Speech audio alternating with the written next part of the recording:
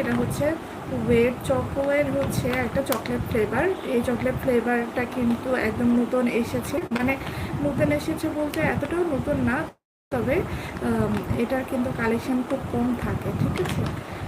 Collection খুব কম থাকে। অনেকেই হচ্ছে এই চকলেটটা সবখানে অ্যাভেলেবল পাবেন না, কারণ এগুলো হচ্ছে খুবই কম